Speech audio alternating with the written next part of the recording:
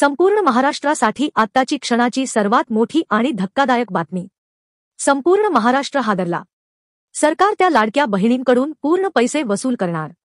30 जुलै बुधवार काही मिनिटांपूर्वीची ही बातमी आहे. तत्पूर्वी या चॅनलवर आपण नवीन असाल तर चॅनल सबस्क्राईब करा व समोरील बेल क्लिक करा, जेणेकरून महाराष्ट्रातील ताज्या बातम्या तुमच्यापर्यंत सर्वात आधी पोहोचतील. मुख्यमंत्री माझी लाडकी बहीण योजनेचा तब्बल 14,000 पुरुषांनी लाभ घेतल्याचं समोर आलं आहे. या योजनेच्या संदर्भात आम्ही राज्य तसेच केंद्र सरकारच्या विविध विभागांकडून आकडेवारी गोळा करत आहोत. या आकडेवारीच्या आधारावर स्थानिक पातळीवर छाननी करण्यात येत आहे. अपात्र लाभार्थ्यांवर निश्चितच कारवाई केली जाईल आणि पैशांची वसुली केली जाईल, अशी माहिती मंत्री अदिती तटकरे यांनी दिली आहे.